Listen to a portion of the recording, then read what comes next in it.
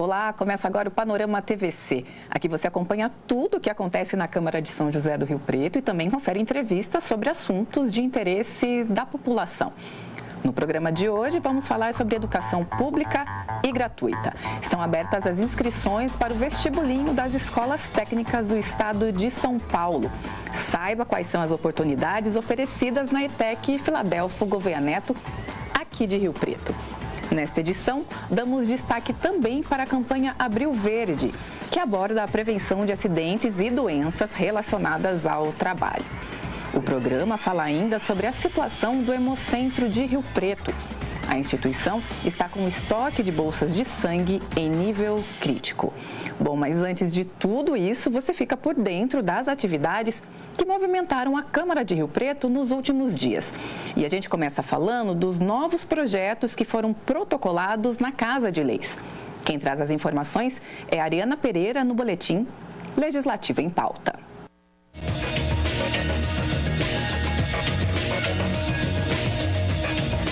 Olá, você que nos acompanha aqui pela TV Câmara, você confere agora as últimas propostas protocoladas na sede do Legislativo. Foram registradas 141 indicações, 23 requerimentos, 7 moções, 3 projetos de lei e 1 veto do Executivo. O primeiro projeto de lei institui a campanha Alma Pet de doação de sangue animal no município. Projeto de lei que desafeta imóvel no Jardim Arroio para doação à Secretaria da Fazenda do Estado de São Paulo para a construção de unidade escolar. E o projeto de lei que institui a Semana Lixo Zero em outubro para conscientização e realização de ações no âmbito de política pública socioambiental.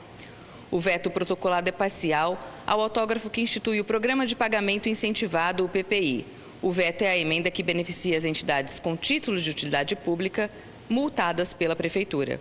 Para acompanhar o trâmite e as votações dos projetos, acesse www.riopreto.sp.leg.br ou fique de olho na TV Câmara.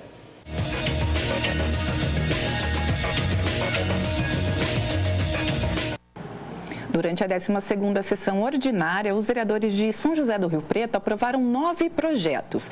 Veja agora quais propostas foram acatadas em plenário. Os vereadores de Rio Preto aprovaram 9 projetos na 12ª sessão ordinária de 2024. Confira o resultado das votações. 3 projetos foram aprovados em regime de urgência, quando são analisadas a legalidade e o mérito na mesma sessão. O primeiro deles foi o que institui o Programa de Pagamento Incentivado para perdão de até 100% de juros e multas de dívidas com o SEMAI em caso de pagamento à vista. 5 emendas foram aprovadas neste projeto. Também em regime de urgência foi aprovado o projeto que declara de utilidade pública municipal a Associação dos Guardas Municipais de Rio Preto. E o que dispõe sobre licenciamento para construção e instalação de infraestrutura para a rede de telecomunicações 5G no município. Em tramitação regular, foi aprovado em segunda discussão o Programa de Pagamento Incentivado para perdão de juros e multas de dívidas com o Executivo, como o IPTU. Neste caso, também foram aprovadas 3 emendas, estendendo a vigência do programa para 28 de junho, entre outras. Também em segunda discussão, foi aprovado o projeto do Executivo que retifica a ementa de lei que autorizou cessão de uso de imóvel para o Estado para a construção de clínica veterinária, alterando a cessão da Secretaria de Saúde para a Secretaria de Meio Ambiente. Ainda em segunda discussão, os vereadores aprovaram os projetos que asseguram direito às gestantes receberem da rede municipal repelentes contra o mosquito Aedes aegypti, transmissor da dengue. E também o que declara de utilidade pública a Associação Atlético Rio Pretense. Já em primeira discussão foram aprovados mais 2 projetos. O que institui o Dia dos Motoristas de Aplicativo no calendário oficial do município, no dia 25 de julho, e o que regulamenta a criação e formação de frente parlamentar na Câmara Municipal. Todas as informações sobre os projetos que tramitam na Câmara de Rio Preto você encontra no site do Legislativo. Basta acessar riopreto.sp.leg.br. Estudantes do projeto Câmara Jovem realizaram a primeira sessão ordinária do ano e elegeram a mesa diretora que vai comandar o parlamento formado por adolescentes. Os vereadores da Câmara Jovem de São José do Rio Preto realizaram a primeira sessão ordinária do ano para a eleição da mesa diretora, que comandará os trabalhos do parlamento em 2024. A Câmara Jovem é um projeto da Escola do Legislativo da Câmara Municipal de São José do Rio Preto. São 17 vereadores adolescentes que representam 12 escolas de ensino fundamental e médio da cidade. A aluna do Colégio Intelectus, Ana Laura Prachedes dos Santos, foi eleita presidente para o exercício deste ano. Em seguida, a votação decidiu o vice-presidente, Fábio Lucas Camucci Berni, do SENAC, e a secretária Lívia Iacine do Prado, do Colégio SERP. Estou aqui desde o ano passado, já foi um prazer ser vice-presidente no ano passado, mas esse ano ser presidente eu queria muito poder articular a Câmara para que a gente traga os jovens mesmo, que a gente possa participar ativamente. E essa é a expectativa para esse ano, que eles possam vir, que eles possam falar, porque como eu disse no meu discurso, isso aqui que é política, isso aqui que é a gente falar, colocar o que está no nosso coração, colocar para fora. Então a minha expectativa para esse ano é juntar todos eles, fazer que eles trabalhem juntos e colocar tudo que está aqui no coração deles para fora, para que a gente possa cada vez mais melhorar a cidade. As sessões da Câmara Jovem são realizadas toda a última quarta-feira do mês, a partir das 2h30 da tarde, no plenário da Câmara Municipal. Os vereadores jovens também participam de formações que acontecem sempre na segunda quarta-feira de cada mês. Nós temos, além das sessões, as capacitações, então, que acontecem também todos os meses. E durante essas capacitações, nós ensinamos a eles sobre o funcionamento do legislativo e também sobre questões sociológicas, filosóficas. A gente tem esse espaço de bate-papo que amadurece e também eles perdem essa timidez inicial, se articulam, conversam e fazem laços de amizade também.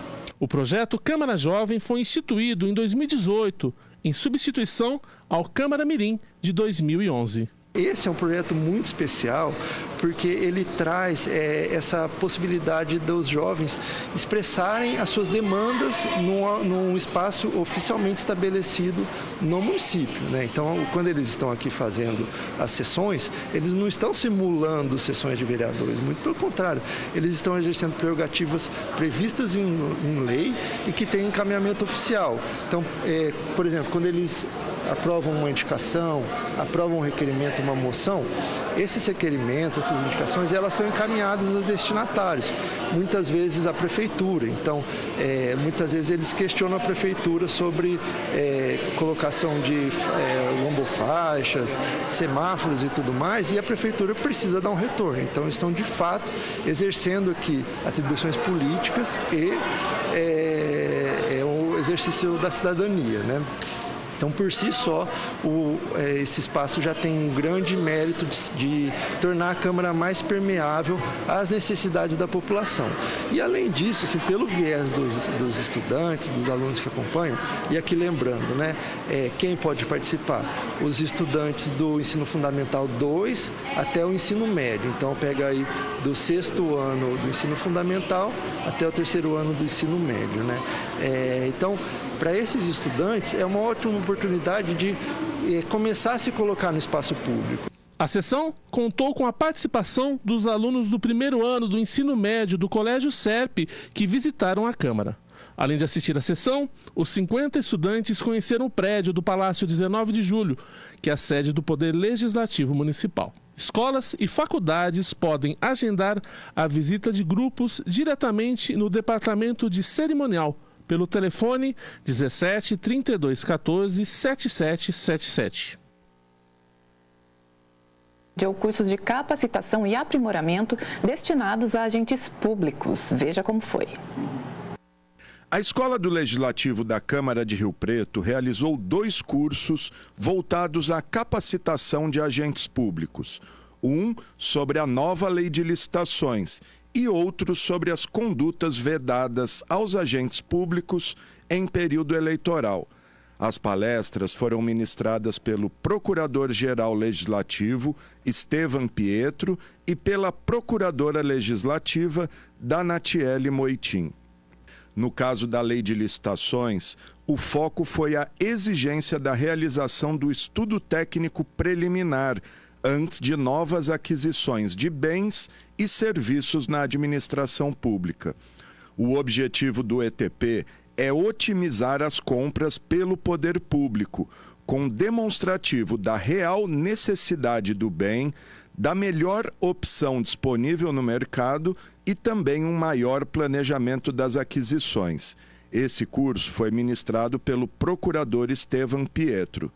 Já a palestra sobre as condutas vedadas aos agentes públicos em ano eleitoral, ministrada pela procuradora Danatiele Moitim, teve por objetivo esclarecer servidores, agentes políticos, assessores e comissionados sobre as restrições e impedimentos previstos na legislação eleitoral, como contratações, repasses de recursos, propaganda eleitoral, entre outros.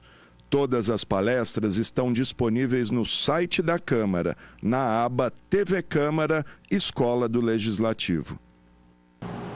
Lei aprovada na Câmara de Rio Preto e sancionada recentemente pelo Executivo impõe multa a quem perturbar cerimônias e cultos religiosos. Saiba mais no quadro É Lei em Rio Preto.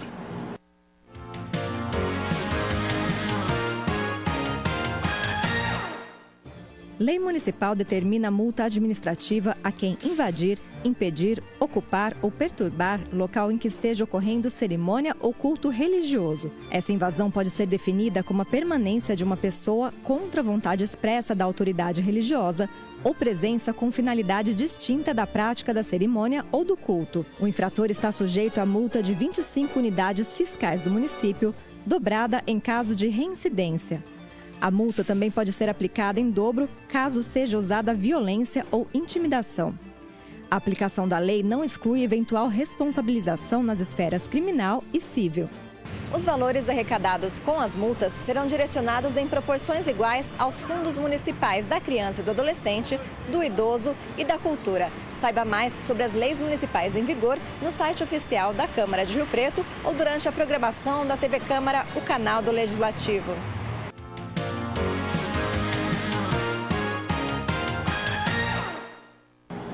Agora o Panorama TVC faz um breve intervalo e no próximo bloco a gente fala sobre vestibulinho das escolas técnicas do estado de São Paulo. Voltamos já.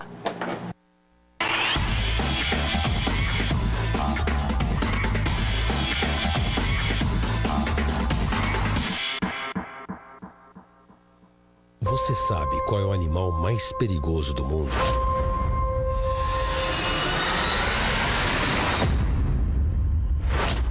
É o mosquito. Ele pode transmitir a dengue, zika, chikungunya. Para acabar com o perigo, elimine a água parada de pneus, garrafas, lixeiras e pratos de vasos. Não crie seu maior inimigo no quintal.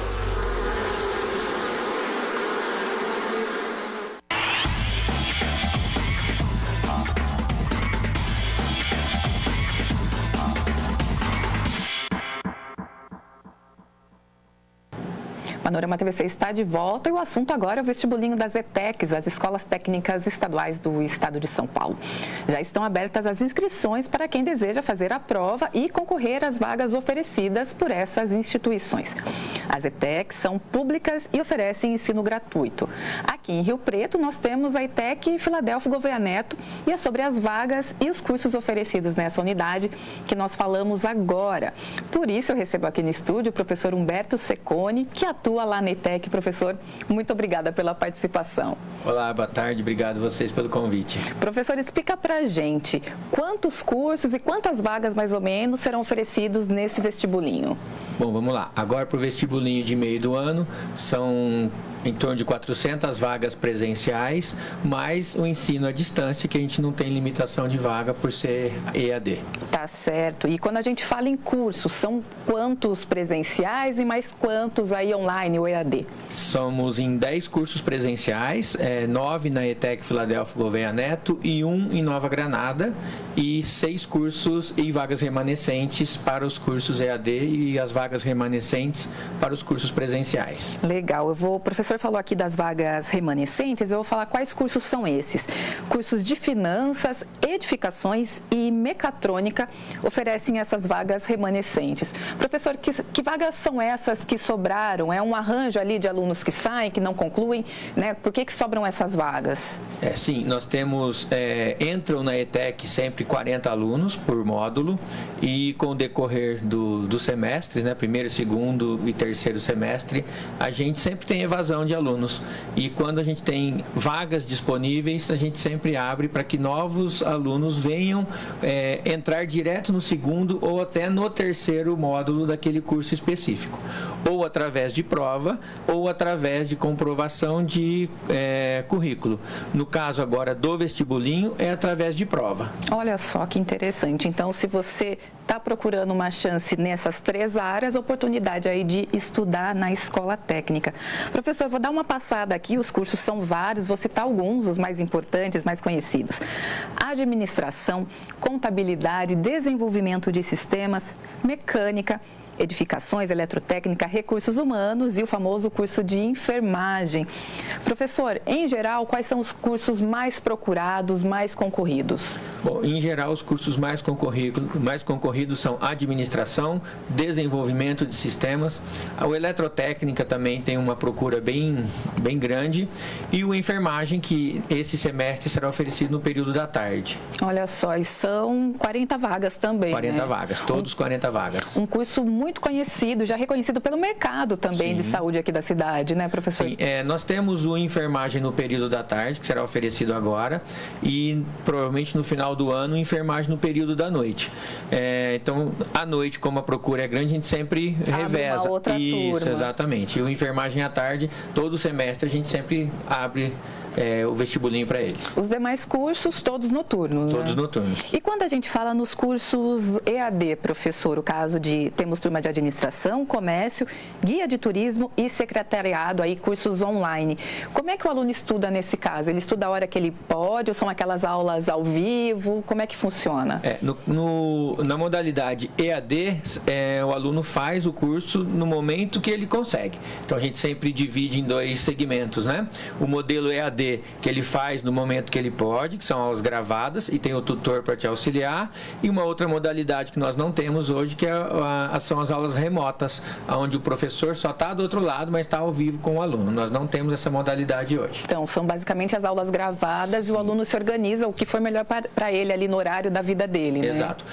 O modelo EAD, eles precisam fazer a prova presencial aqui na ETEC, aqui em Rio Preto. Entendi. Fazendo a prova, fechamento geralmente ali de módulos, né? Aí vem e faz a prova na ETEC. Isso, exato. Professor, esses cursos, qual que é a duração média deles, assim?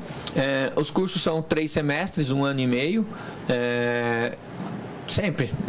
Hoje todos os nossos cursos são 1 ano e meio. Nossa, né? Nós tínhamos cursos de 4 semestres, mas nessa lista são todos 3 semestres. E todo mundo conhece, professora, a fácil empregabilidade, né, desses profissionais formados pela ETEC, né? Em geral, parece que eles ainda, enquanto estudam, já vão conseguindo se inserir no mercado? Sim, nós temos um agravante muito bom para nós, né, dos cursos técnicos.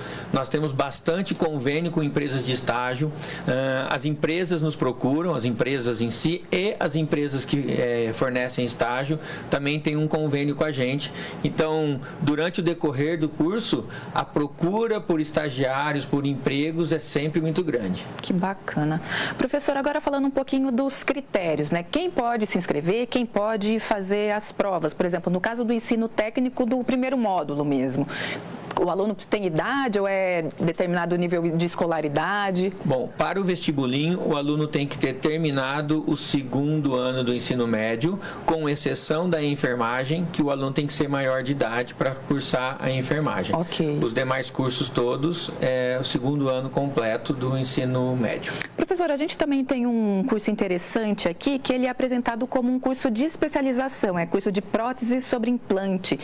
Quem pode fazer esse curso? E como é que é esse esquema de especialização técnica, né? O curso de especialização em prótese sobre implante, ele requer que os alunos tenham feito a prótese dentária, né, o curso técnico em prótese dentária, e aí ele pode fazer a especialização em prótese sobre implante. É bem comum a gente responder essa pergunta, porque quando a gente fala em especialização, o pessoal já pensa em especialização como pós-graduação, alguma coisa assim. Mas é uma especialização técnica, então é um pouco diferente. Que bacana. Professor, e aí para esse caso, no curso de especialização, então o critério é esse, já ter feito o curso básico ali, inicial anteriormente, né? Sim, tem que ter um pré-requisito aí. Agora a gente vai para o serviço. Inscrições, quem quiser fazer, como é que é a inscrição? É tudo pelo site? É tudo pela internet? Tudo pela internet, vestibulinhoetec.com.br, as inscrições já estão abertas. Até 9 de maio segue, Até 9 de maio, às 15 horas do dia 9 de maio. Bem lembrado, 15 horas é o prazo final. O valor da inscrição, R$40, né? E a prova já tem data marcada também, já, né, professor? A prova, se eu não me engano... 9/6. 9/6, isso, né? 30 dias depois do final da inscrição. E início das aulas? Em julho, finalzinho de julho, comecinho de agosto desse ano ainda, 2024. Bacana. Professor, queria destacar que as ETECs oferecem o sistema de pontuação acrescida. Então, candidatos negros e também candidatos que estudaram em escola pública integralmente, da 5ª à 8ª série, ou do 6º ao 9º ano, né, do fundamental em instituições públicas, esse período completo, eles têm aí uma pontuação acrescida nas notas dessa prova, do vestibulinho. Qual que é a importância disso, professor? Olha, a gente tem bastante procura por essas vagas. A gente deixa muito bem enfatizado que só preenche esse requisito se realmente estudou em escola pública. Nós temos, infelizmente, alguns alunos, eu tenho até o caso do ano passado, se eu não me engano, o ano que passou em 1º ou 2º, ele perdeu a vaga por não ter estudado. Não é integralmente em escola pública essa formação dele. Não se formou integralmente na escola pública e acabou perdendo a vaga. Então, é uma opção interessante para quem estudou em escola pública, negros, né? Mas que preenche exatamente se preencher aquele requisito. Tá certo. Lembrando que tem que fazer a comprovação dessa escolaridade, pessoal. Inclusive, tem uma etapa desse processo aí que você precisa submeter toda essa documentação à aprovação, né? Professor, a gente falou aqui de todo esse caminho para fazer a prova, para ingressar na instituição. Mas a gente fala também agora de novidade. Vocês já estão pensando até em 2025, um curso novo, inclusive numa unidade descentralizada. Conta pra gente como vai ser isso. Sim, recentemente foi inaugurado na Zona Norte... a nova sede da Secretaria do Trabalho, isso, Secretaria Municipal do Trabalho. Exato. Nós já tínhamos o curso de vestuário, ele acontecia numa classe descentralizada, e agora em parceria com a Prefeitura nós vamos abrir, pretendemos abrir em 2025 o curso de vestuário lá na Zona Norte. Enquanto isso também não acontece, nós temos um espaço reservado para a ETEC Filadélfia lá na Secretaria, que a gente pode dar cursos livres. Então nós já estamos trabalhando para que agora a gente faça acontecer alguns cursos lá na Secretaria. Que bacana. Pessoal, então eu vou passar aqui e reforçar o endereço para inscrição, vestibulinhoetec.com.br, inscrições até 9 de maio, até às 3 horas da tarde do dia 9 de maio. E a prova, um mês depois, 9 de junho. Professor, gostaria que o senhor deixasse um recado final para quem estiver nos assistindo, os jovens que tenham interesse em participar, que o senhor dê esse convite, né, a importância da escola técnica aqui no município e o reconhecimento do trabalho dela no mercado aqui profissional, né? Sim, com certeza. A Escola Filadélfia Gouveia Neto é uma escola que tem mais de 50 anos de tradição em Rio Preto, então venham estudar na ETEC Filadélfia com a gente. O mercado abre portas para os alunos e ex-alunos da ETEC Filadélfia Gouveia Neto. Então, são excelentes cursos técnicos. Agora, no meio do ano, só para cursos técnicos. Final do ano, a gente abre o médio junto com o técnico. Junto com o técnico, isso, né? Mas agora, em específico, só para cursos técnicos. como a gente fala, vem para a ETEC. Professor, e para terminar, uma informação interessante. O senhor é ex-aluno da ETEC, filho de professor da ETEC. Como é que a escola esteve sempre na sua vida, né? E hoje o senhor lá é professor de desenvolvimento de sistemas, né? Sim, bom, eu sou professor de desenvolvimento de sistemas, sou coordenador do curso de desenvolvimento de sistemas, sou formado pela ETEC Filadélfia Gouveia Neto no curso de telecomunicações. Tenho a honra de dizer que graças ao curso técnico da ETEC nunca fiquei desempregado, as portas sempre se abriram para mim, então sou a prova viva, né, que o curso técnico realmente abre portas. Sou filho de ex-professor da ETEC, então assim, a ETEC Filadélfia para mim é algo diferente, né, algo especial. Fui criado lá dentro e para mim, né, eu sou suspeito de falar até. Não, mas eu acho que a pessoa certa para fazer o convite, né, professor? Para fazer o convite, sim. Que ótimo. Professor Humberto, muito obrigada por sua participação. Eu que agradeço, obrigado a todos os telespectadores. Tá certo. Bom, e dando sequência ao Panorama TVC, agora falamos de saúde. O Hemocentro de Rio Preto está precisando de doações de sangue. O estoque de bolsas na instituição está em nível crítico. Confira os detalhes com a repórter Maristela Calças. Os estoques do Hemocentro de São José do Rio Preto estão com baixa quantidade em todos os tipos de sangue. Quem fala comigo sobre esse assunto agora é a Regiane Gouveia, que é auxiliar de captação de doadores. Regiane, quem pode doar? Tá certo. Pessoas que estejam com boa condição de saúde, tá? Que tem que ter entre 16 e 60 anos se for a primeira vez. Menores de idade tem que vir acompanhado dos pais. E se já forem doadores assíduos, até os 69 anos podem doar. E quais são os prazos, os espaços entre as doações para quem já é doador e está recebendo esse chamado de vocês? Tá. As mulheres, elas podem doar até 3 vezes no período de 12 meses, respeitando o intervalo mínimo de 90 dias. E os homens, 4 vezes no período de 12 meses, respeitando o intervalo mínimo de 60 dias. E quem não pode doar? Pessoas que tenham menos de 50 quilos, tá? Que não estejam bem de saúde no momento, que façam uso de medicações. Então, algumas pessoas que fazem uso de medicações, que fizeram procedimentos atualmente ou recentemente, entrem em contato com o Hemocentro para a gente poder passar o intervalo ou se podem ou não podem doar. E acho importante reforçar que quem está amamentando, dependendo da idade do filho, pode voltar a doar, né? Isso.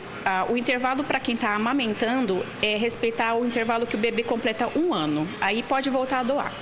E para doação, como que as pessoas procuram o Hemocentro? Certo. O Hemocentro abre todos os dias, inclusive os finais de semana e feriado, tá? Das 7 da manhã à 1 da tarde. Durante a semana não tem necessidade mais de fazer o agendamento, porque como o fluxo é bem menor, tá? Aos finais de semana, se for interessante, o agendamento é importante. E que tipo de documento quem vai doar pela primeira vez precisa trazer? Precisa ser um documento oficial com foto, pode ser a CNH, o RG ou aplicativo, mas tem que ser o aplicativo via Gov, aquele que é atualizado com data e hora.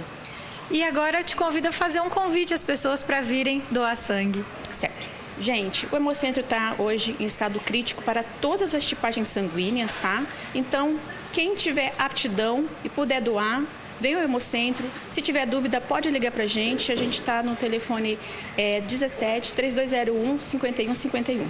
Muito obrigada, Regiane.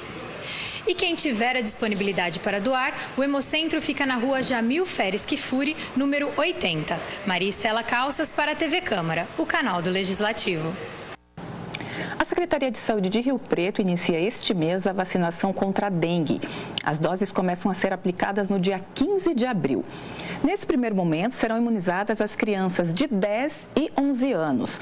Na remessa inicial, Rio Preto vai receber 7.570 doses da vacina. O esquema de imunização é em 2 doses, com intervalo de 3 meses entre a primeira e a segunda aplicação. A vacina protege contra os 4 sorotipos da dengue. As doses estarão disponíveis em todas as unidades básicas de saúde da cidade. O horário de vacinação é de segunda a sexta-feira, das 7h30 da manhã até as 4h30 da tarde. Na UBS Jaguaré, o horário é ampliado e o atendimento é feito até as 6h30 da noite. Na UBS Solo Sagrado, também tem horário estendido com vacinação até às 7 horas da noite. É preciso levar documento de identificação e carteira de vacinação. Bom, e agora o Panorama TVC faz mais um intervalo e no próximo bloco vamos falar sobre a prevenção de acidentes de trabalho. Voltamos já.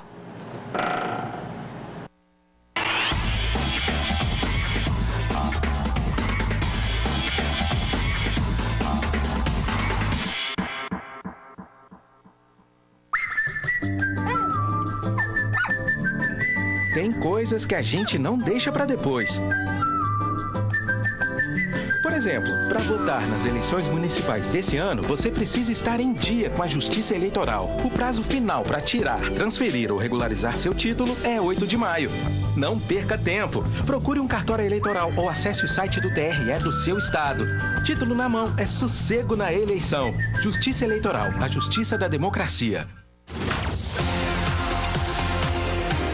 Quiz da Câmara Municipal. Quais são os processos de votação? A. Simbólico e nominal. B. Nominal, secreto e representativo. C. Simbólico, nominal e secreto. Tempo.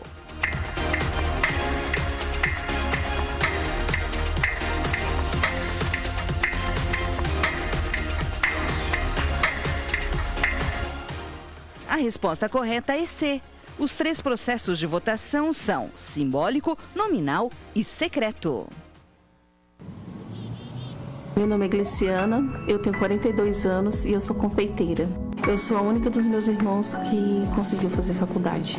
O FIES significou a realização de um sonho. Eu já trabalhava como doceira na época, mas acabei tendo que sair.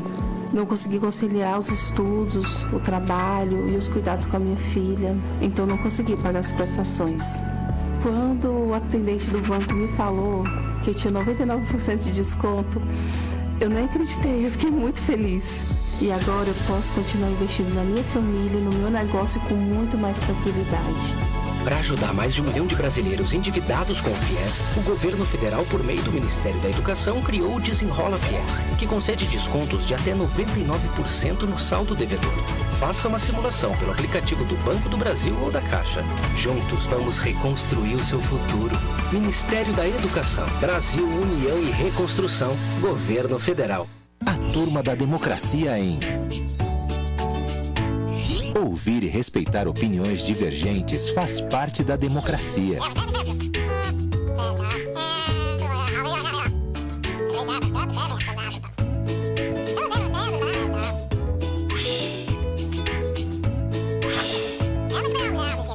Ouvir e respeitar opiniões diferentes nos ensina a ser pessoas melhores. Mais uma prova de que democracia é todo dia. A turma da democracia em... Conviver em harmonia com as diferenças faz parte da democracia.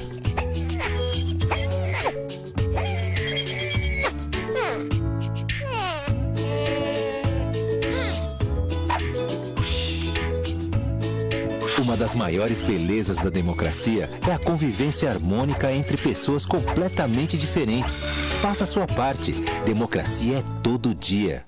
O cadastro eleitoral fecha dia 8 de maio e você tem até lá para tirar o título ou regularizar sua situação com a Justiça Eleitoral. Para resolver tudo isso e poder votar nas eleições municipais, acesse aí o site do seu TRE. Neste ano serão eleitos prefeitas e prefeitos, vices, vereadoras e vereadores. O primeiro turno será dia 6 de outubro. Justiça Eleitoral, voz da democracia.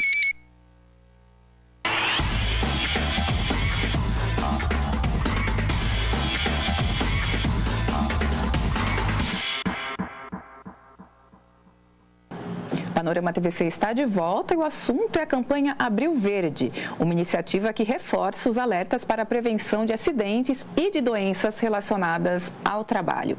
Sobre esse assunto, eu converso com Daniele Gomes, que é gerente do Sereste, o Centro de Referência Regional em Saúde do Trabalhador.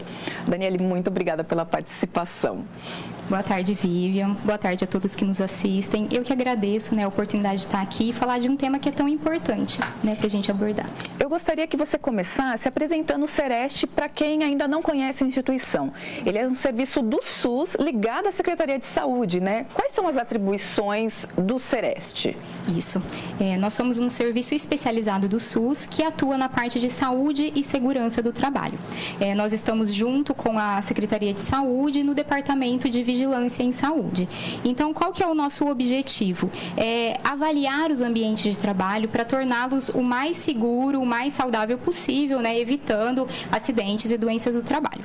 E como que a gente faz isso? Nós temos uma equipe multiprofissional capacitada, né, para avaliar os riscos ocupacionais desse ambiente e solicitar para a empresa o gerenciamento desses riscos, né, para evitar com que os trabalhadores se adoeçam. Daniela, e aí como que funciona? Vocês vão até as empresas numa busca assim muito mais organizada pelo próprio departamento ou é através de denúncias? Como que é esse contato com essas empresas, né, com esses ambientes de trabalho? Nós temos conhecimento dos acidentes e das doenças através das notificações de acidente de trabalho. Por isso que é tão importante o profissional de saúde que atende, né, o paciente perguntar o que ele estava fazendo, o que aconteceu, porque aí ele pode relacionar isso com o trabalho, abrir uma notificação e encaminhar para o nosso serviço. Essa notificação é obrigatória na saúde? Ela é obrigatória. A partir do conhecimento, ela é obrigatória. Ok. E aí o profissional tendo conhecimento, ele abre essa notificação e encaminha para o nosso serviço, né? E aí nós fazemos uma triagem para avaliar aquela ficha de notificação e com essa triagem a gente verifica ali os acidentes mais graves ou os acidentes que têm uma potencialidade de agravamento, que às vezes chega lá um acidente leve, né? Por exemplo, um esmagamento de unha, mas poderia ter levado a uma amputação, poderia ser um acidente mais grave. Então nós também separamos essas fichas e aí nós vamos até a empresa para verificar, né? O que aconteceu? Por que esse trabalhador se acidentou, né? E aí nós pedimos as providências, né, para evitar com que outros trabalhadores se acidentem pelo mesmo motivo. Nós também recebemos denúncias, né, através dos canais que mandam essa denúncia para a gente vai também no intuito de avaliar para ver se a denúncia procede ou não. E então nós recebemos de ouvidoria, do Ministério Público do Trabalho e do sindicato também. Que bacana. Então, geralmente, vocês têm mais o contato com essas instituições e não necessariamente diretamente com o trabalhador. Ou, às vezes, pode mesmo um trabalhador de uma determinada empresa levar até uma preocupação, né, uma problemática do local onde ele trabalha, por exemplo. Sim, nós recebemos, assim, de tudo, né? Nós temos a parte da saúde, que vem das notificações, nós temos as denúncias, as solicitações desses órgãos, mas nós também somos porta aberta. Então, o trabalhador, o sindicato, o empregador, todo mundo que tem interesse nessa temática pode nos procurar, né, ou para receber orientações, né, ou para tirar dúvidas, né. O trabalhador ele também pode vir até o nosso ambiente. Lá nós temos enfermeiro, nós temos médico, né. Nós não atuamos diretamente no tratamento da doença. Nós atuamos ali no nexo de causalidade. O que a gente vai verificar? Aquela doença, aquele acidente realmente tem relação com o trabalho? Se tiver, nós modificamos o ambiente para que o tratamento da doença seja mais eficaz, porque não adianta nada o trabalhador, ele, por exemplo, tomar remédio, fazer físio, fazer terapia, se o que está agravando, o que está levando ao adoecimento está no ambiente de trabalho. Seguro, né? Exato. Então, a gente precisa modificar esse ambiente para poder levar um tratamento eficaz e também evitar que outros trabalhadores naquela condição se adoeçam, tá? Então, o trabalhador também pode nos procurar. Daniele, e vocês atendem tanto trabalhadores que possam estar ali num vínculo informal quanto informal? Isso independe para a atuação do Sereste? Sim, todos os trabalhadores, independentemente de vínculo empregatício, tá? Então, urbano, rural, CLT, funcionário público, informal, né? Mas o que acontece? Nós recebemos mais a parte do trabalhador que é registrado, né? Por quê?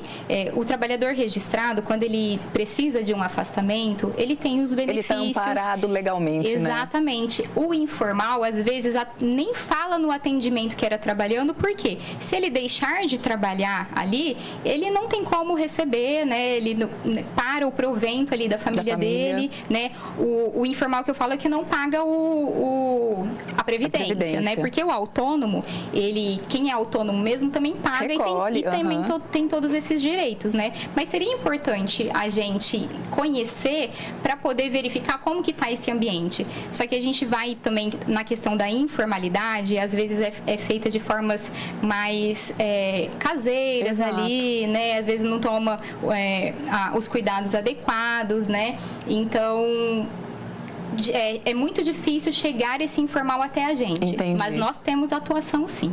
Tá certo. Daniele, agora falando sobre números.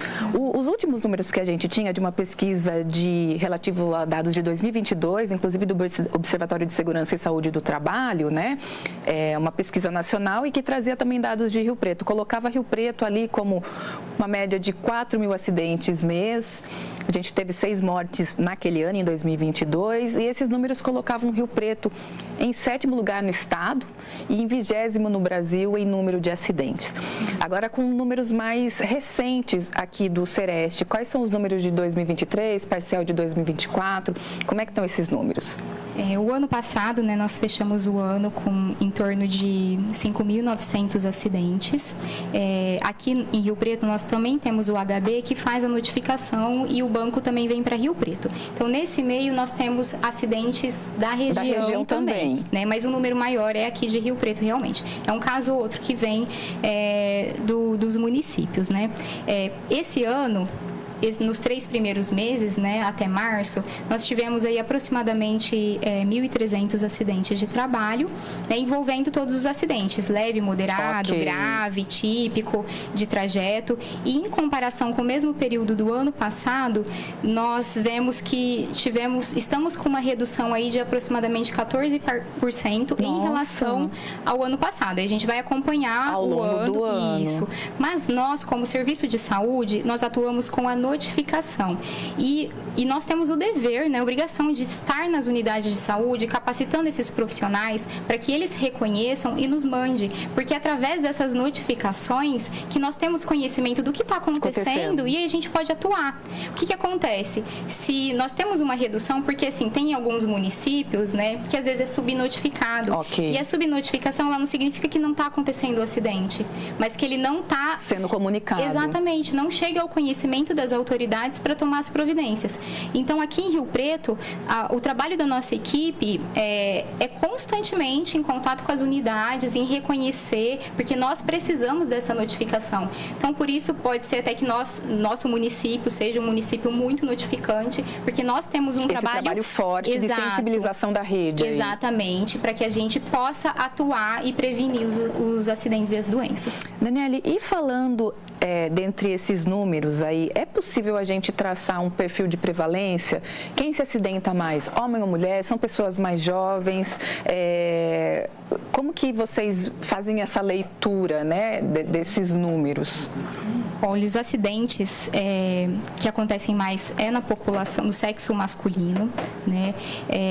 São pessoas jovens, né? Nós temos dos 20 a 40 anos tem mais acidente, só que uma prevalência maior ainda entre 20 e 30, né? Então, os profissionais mais jovens acidentam mais. E nós temos, né, que principalmente nos setores onde ocorrem mais acidente, geralmente a contratação é mais de homens. Né? Então, por isso, no nosso caso aqui, por exemplo? Os trabalhadores da construção civil, né, que aí você pega pedreiro, servente, pintor, marceneiro, indústria, metalúrgica, setor moveleiro, transporte de cargas. Olha só. E movimentação de cargas também, né? Então, tem uma prevalência do sexo masculino na contratação. Então, por isso, os homens realmente são mais acometidos. Cerca aí de 70%, 65% dos acidentes são com os homens. E falando das causas desses acidentes, Daniele, em geral, quais são as mais frequentes? É falta de uso de EPI ou é a falta de manutenção de algum tipo de equipamento lá no local de trabalho? O que vocês conseguem identificar? Essa questão é uma questão muito importante, né? Porque ela é a chave de tudo. Então, eu poderia enfatizar aqui diversas coisas, como, por exemplo, que você citou, falta de EPI ou uso incorreto do EPI, do EPC a mesma coisa, falta de proteção em máquinas, má organização do trabalho, falta de ergonomia, falta de treinamento, manutenção preventiva. Mas o fator primordial mesmo que leva a tudo isso é a falta de conscientização. proteção, né, de ambos os lados, tanto dos trabalhadores quanto dos empregadores. Por quê? Os empregadores, não estou aqui generalizando, tá? Mas o que a gente vê é que, às vezes, veem as ações de saúde e segurança como um gasto, né, e deveria ver como investimento, né? Então, às vezes, economiza ali em máquinas, em proteção de máquinas, na estrutura, na parte de ergonomia, né? E não vê que isso é um investimento, uma proteção até para a parte econômica da empresa, porque a prevenção dos acidentes, ela favorece a que não aconteça indenizações, multas, custeio de tratamento, né? Então, isso é importante para a empresa também. E do lado do trabalhador, nós temos também que, às vezes, o trabalhador, ele acha que aquilo são exigências chatas da empresa, que o EPI acaba atrapalhando. É ruim usar uma máscara, é ruim usar um óculos, um capacete, está acostumado a fazer atividade daquele jeito. Ele não consegue, às vezes, reconhecer que aquelas medidas, elas são importantes para a saúde e, consequentemente, para a vida dele, né? E aí acaba não adotando as medidas, não reconhecendo que aquilo é importante para ele, né? Não só para o empregador, no caso. Daniela, a gente falou de EPI, equipamento de proteção individual ali, né? Todo o material que o trabalhador usa para se proteger, e você falou também de EPC. O que é exatamente? É equipamento de proteção coletiva, né? Então, por exemplo, os guarda-corpos, tem as sinalizações que é importante colocar, né? Então, por exemplo, quando você está no andaime, você tem que ter toda a proteção ali em volta, né? Para proteger esse trabalhador. Então, ele é aquilo que protege coletivamente, não é específico do trabalhador, é do ambiente. Exato. A gente falou dos números de acidentes de trabalho em Rio Preto. Tivemos mortes em 2023 e agora os primeiros 3 meses de 2024?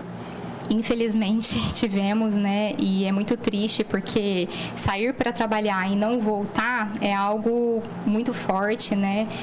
Infelizmente nós tivemos o ano passado aqui em São José do Rio Preto 6 óbitos, só que 3 deles foram relacionados à atividade, que é o que a gente fala que é típico e de trajeto, né? Porque o acidente de trajeto também é considerado um acidente de trabalho, né? Mas não está envolvido na atividade dele. Então é quando ele está indo embora, quando ele está voltando ou está indo para o emprego, exato. E aí é na verdade um acidente de trânsito, não está relacionado diretamente à atividade. Então ano passado relacionado à atividade nós tivemos 3 e esse ano nós já tivemos 1. Nossa. Daniela, eu queria que você explicasse quais são os procedimentos corretos no caso, por exemplo, de um acidente de trabalho. O trabalhador está lá no ambiente dele e se acidentou. Quem que tem que comunicar? Quais são as questões obrigatórias? Qual que é a obrigação, deveres e direitos desse trabalhador e também da empresa nesse caso? Quando acontece um acidente de trabalho, se possível, né, a primeira coisa a fazer ali é comunicar ao superior hierárquico, né, que teve um evento naquele local e procurar um atendimento médico, seja atendimento médico da própria empresa, seja público ou privado, né, e no atendimento explicar detalhadamente o que aconteceu, o que estava fazendo, para aquele profissional conseguir relacionar, né, ver que ele estava ali, exato, né? Ver que ele estava trabalhando, né, fazer a notificação e encaminhar para o Sereste, né, isso a parte médica, encaminhar para o Sereste para que a gente tenha conhecimento. E aí, com o atestado que ele recebe, ele leva na empresa e aí tá a importância de avisar o superior, né? Porque quando ele entrega o atestado, o superior já sabe que aquele agravo está relacionado ao trabalho e aí já pode providenciar a abertura da CAT. Né? O que é a CAT? A comunicação de acidente de trabalho pro INSS. Às vezes tem essa confusão de que a notificação que faz para a gente é a CAT, mas não é. São coisas diferentes. Nós estamos atuando na parte de saúde, né? A empresa, quando faz a CAT, ela está comunicando o INSS. Por quê? Caso esse trabalhador tenha direito a um benefício, né, na hora da perícia lá, vai ser direcionado a um benefício que tem relação com o trabalho e não um acidente comum. Entendi. E falando das doenças ocupacionais, quais são as principais, as mais comuns atualmente? As doenças ocupacionais, né, são aquelas que vão se inserem gradativamente, se instalam gradativamente, são mais difíceis de reconhecer. Ali, exato. Né? Nós temos ali transtornos mentais, nós temos Ler-Dort, doenças respiratórias, né, doenças cutâneas também de pele, alergia, né, parte auditiva também. Então, envolve nosso corpo, todo o adoecimento do nosso corpo, né, pode vir do trabalho, né, dependendo da atividade que aquele trabalhador faz. Né? Exato, né? Só que, como eu te falei, né, é mais difícil de ser identificado porque ela não é aguda igual um acidente de trabalho. O acidente de trabalho aconteceu ali, o trabalhador teve uma fratura, machucou a perna, ele é visível, né? A doença ocupacional, ela é silenciosa, ela vai se manifestando aos poucos, às vezes nem o trabalhador tem a consciência de que a atividade dele está interferindo. Exatamente, né? Então, às vezes ele faz o tratamento, né? Por isso que é importante conversar com quem ele está atendendo, né? Informar o que ele faz, né? Porque uma doença, por exemplo, ele trabalha com bastante ruído a longo tempo, né? Sons elevados. Afetando a audição, por exemplo. Afetando a audição. E aí ele não vai ser tratado só como um problema auditivo. Aquilo que eu falei no começo, né?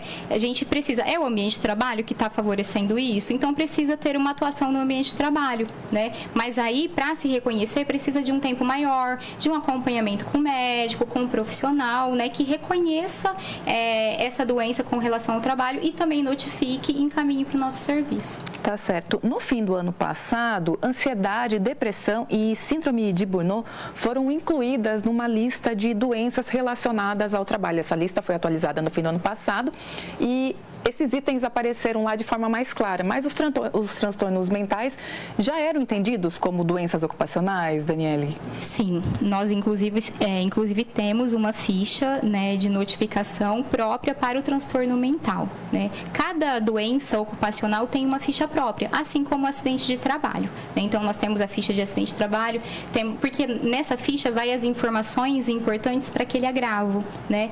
Então, o transtorno mental já era considerado, né, já era uma doença que é tratada pelo nosso serviço, pela nossa equipe, né, e juntamente com todas as outras doenças. É que teve uma atualização, né, para especificar melhor, porque são doenças que estão cada vez mais comuns. Mais frequentes, exato, né? Frequentes no ambiente de trabalho. E acho que esse documento deixa muito mais explícito essas condições, porque, de novo, como a gente falou, às vezes o trabalhador está com alguns sintomas e às vezes leva um tempo até se identificar ou conseguir provar que tem relação com o trabalho, né?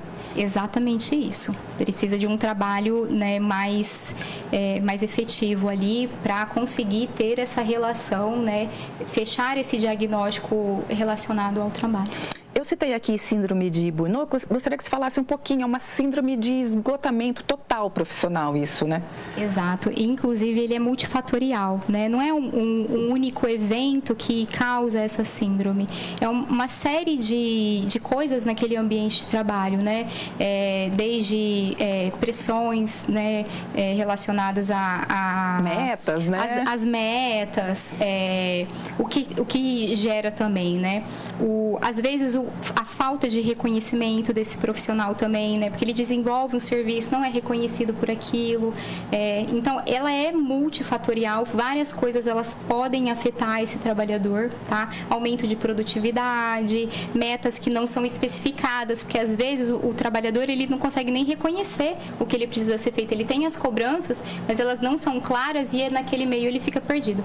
Então, é multifatorial, envolve várias coisas e, como eu disse, vai gradativamente. Esse trabalhador, né? E até, porque a gente fala, né, o transtorno mental, só da parte mental, mas não, o transtorno mental também pode afetar no nosso físico, né? Então, dores de cabeça, dores musculares, né? Afeta o nosso corpo também. Então, são sintomas psicológicos, mas físicos também. Tá certo. A gente estava falando um pouquinho aqui do Sereste, eu gostaria que você deixasse os contatos, né? Um chamado aí para a população que talvez não conheça ou para alguém que está nos assistindo e tem algum tipo de caso envolvendo um acidente de trabalho, da importância das notificações, porque às vezes o trabalhador na situação complicada que a gente está vivendo econômica hoje, às vezes tem até a insegurança e o medo de comunicar isso, né, Daniele? Exatamente, nós vemos bastante isso, viu, Vivian? De chegar no atendimento, né, ter medo de ser mandado embora, né, avisar que foi do ambiente de trabalho, mas ele precisa entender que as providências, elas precisam ser tomadas naquele ambiente, porque infelizmente ele se adoeceu ou ele se machucou, né, naquela atividade, e precisa ter uma atuação ali para que outras pessoas não venham a se machucar novamente e até mesmo ele, né? Então, precisa ter essa modificação. Então, por favor, né, avise o médico, quando tiver no atendimento, fale detalhadamente o que aconteceu para esse médico ter, né, entender o que está acontecendo e poder notificar. E aí, mais uma vez aqui, vou deixar a importância da prevenção, não só para o trabalhador, mas para os empregadores, né? São vidas que estão em jogo, né?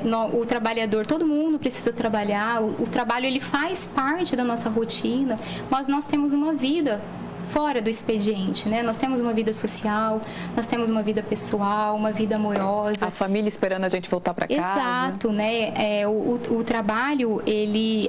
trabalhar sim, adoecer não, né? Nós temos... E se porventura você se acidentar ou tiver uma lesão incapacitante ali, isso vai interferir na sua vida depois do seu trabalho. Então, ter a consciência de que todas as medidas estão ali para a sua segurança, né? Para a sua vida. E o empregador também, não é só... eu falei aqui, né, sobre a parte da saúde financeira da empresa, né? É uma parte material, mas ele também precisa ter consciência de que ele está lidando com vidas, né? As pessoas que trabalham para ele são vidas, né? E aí o telefone que você pediu para eu deixar também do Sereste é 3212-9514. Nós estamos ali na Rua São Paulo, número 2350, na Vila Maceno. Tá certo. Para finalizar, Daniele, 28 de abril é Dia Mundial em memória às vítimas de acidentes do trabalho. Que tipo de programação vocês estão preparando? Porque todo ano o Sereste se organiza para conscientizar sobre essa questão, né? Sim, esse ano, no final do mês, né, nós vamos fazer palestras para o programa de jovens aprendizes do Senai.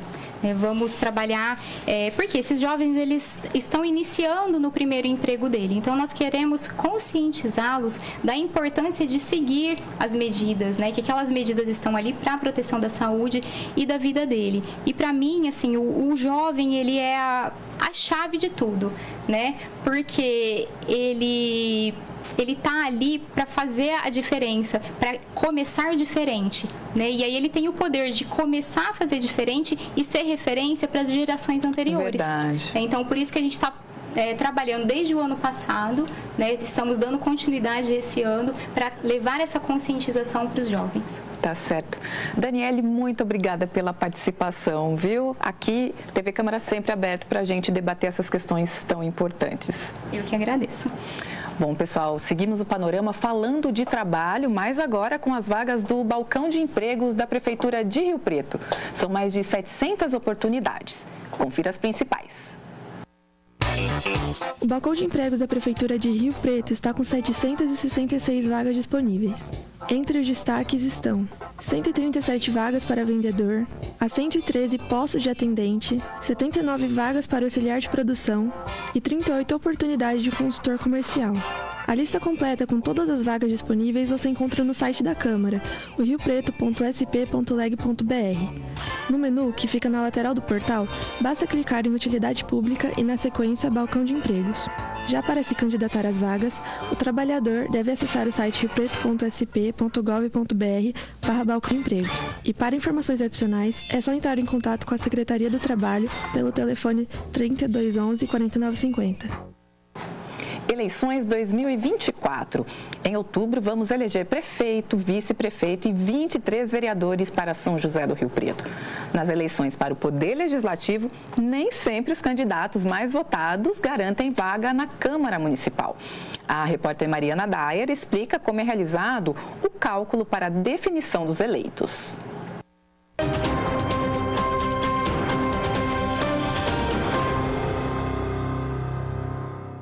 As eleições municipais de 2024 serão realizadas no dia 6 de outubro.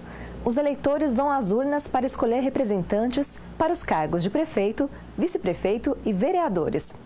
Nas disputas para as prefeituras de capitais e cidades com mais de 200 mil eleitores, como é o caso de Rio Preto, os candidatos ao cargo de prefeito precisam conseguir a maioria absoluta dos votos válidos. Quando nenhum dos candidatos consegue mais da metade dos votos válidos, é realizado o segundo turno das eleições, com os 2 primeiros colocados na primeira votação. Já para a eleição dos vereadores, é utilizado o sistema proporcional de votação. Nesse sistema não é considerada apenas a votação individual dos candidatos, mas também o total de votos do partido ou federação. Para isso, precisamos fazer alguns cálculos. O quociente eleitoral é determinado pela divisão da quantidade de votos válidos pelo número de vagas a preencher.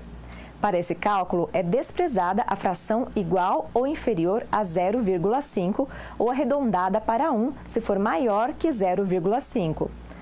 O quociente partidário é o resultado do número de votos válidos obtido pelo partido dividido pelo quociente eleitoral.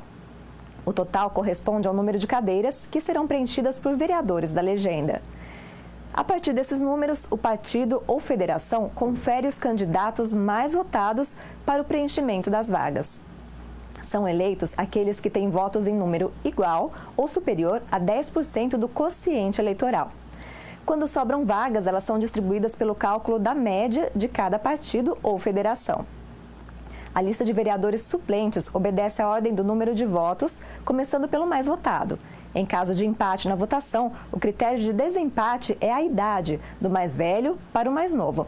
Se você quer saber mais sobre as regras das eleições 2024, fique ligado aqui na TV Câmara, o canal do Legislativo.